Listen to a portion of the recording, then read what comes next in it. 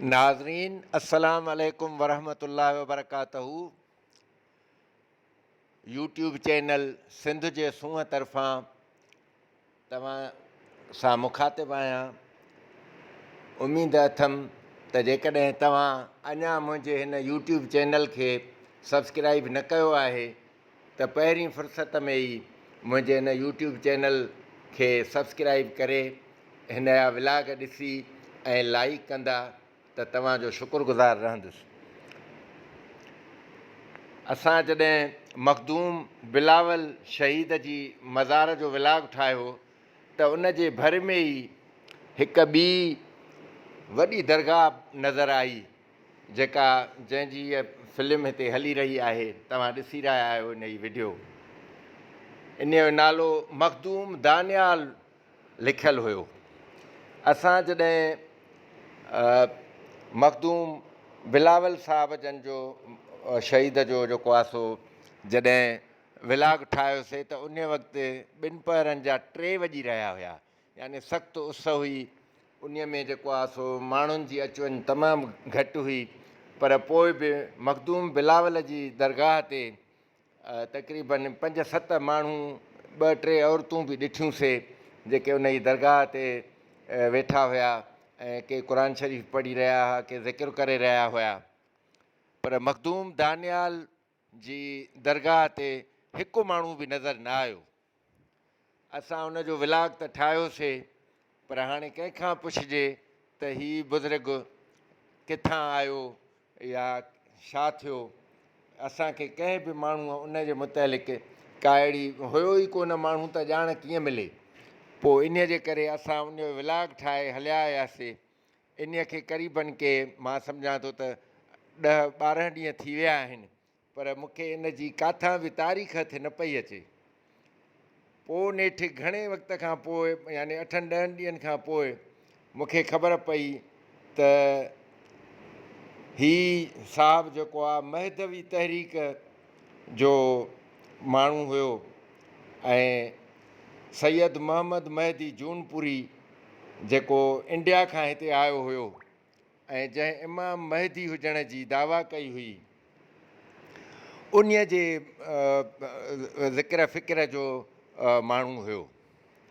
पोइ जॾहिं मूं इहा ॻाल्हि ॿुधी त मां हैरान रहिजी वियुसि। मूं ॾिठो त हिन जी दरगाह ते क़ुर शरीफ़ जूं सूरतूं बि लिखियलु हुयूं ऐं जेको आहे सो नबी करीम रऊफ़ रहीम सल्लल्लाहु ताला अलैहि वसल्लम जो कलमो शरीफ़ 3 पासनि खां जेको आहे सो 2 दफ़ा लिखियलु हुयो ऐं ॾाढो सुठा पंहिंजो हुन में लिखियलु हुयो।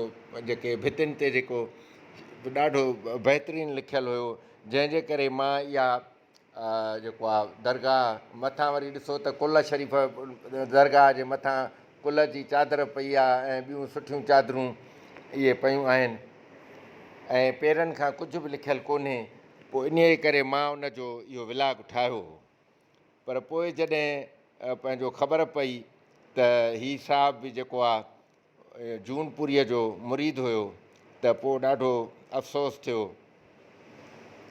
जो इन महदवी तहरीक में सिंध में वॾी खूनरेज़ी थी हुई। ख़ासि करे ठटे में केतिरा ई जेको आहे आलिम शहीद कया विया हुया ऐं ख़ुदि मखदूम बिलावल शहीद खे बि इन महदवी तहरीक जे दौरान ई जेको आहे सो कूड़ी फ़तवा ॾेई ऐं उनखे घाणे में पीढ़ायो वियो हो।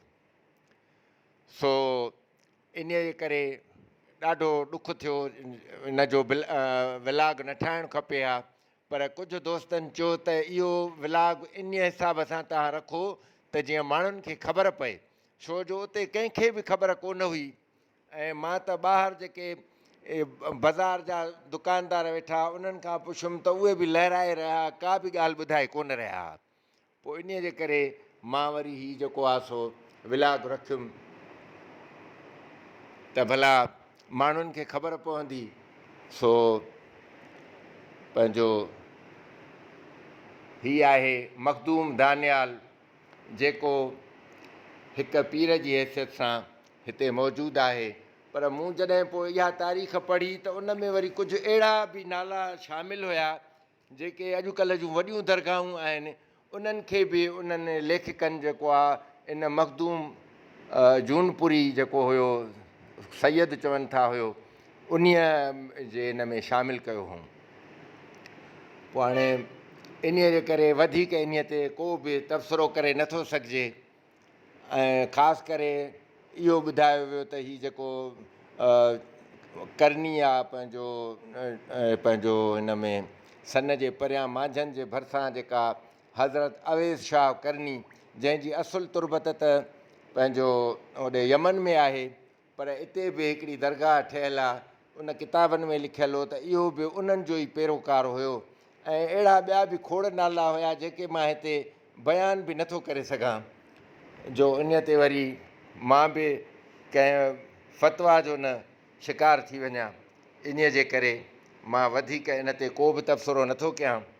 बाक़ी ॾिसो तव्हां अलाहू लिखियलु अथसि, वॾो कुबो ठहियलु अथसि ऐं क़ुर शरीफ़ जूं अंदरि मथे सूरतूं लिखियलु आहिनि ऐं ॾाढो बहितरीनु नमूने सां इहा तुरबत ठहियलु आहे ऐं कंहिं एतिरो इन तुरबत ते एॾो वॾो ख़र्चु कयो हूंदो, केतिरो ख़र्चु थियलु हूंदो हिन दरगाह ते।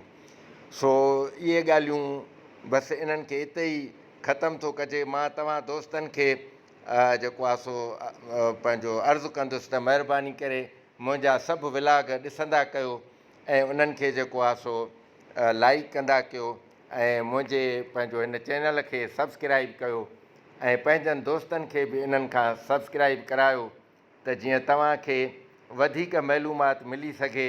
ऐं ॾिसो त असांखे बि इहे मालूमातूं थींदियूं थियूं रहनि जॾहिं असां मुख़्तलिफ़ दरगाहुनि ते वञूं था त ख़बर थी पए त हीअ दरगाह कीअं आहे, हिन जो बुज़ुर्ग कहिड़े मसलक सां वास्तो रखंदो हुयो।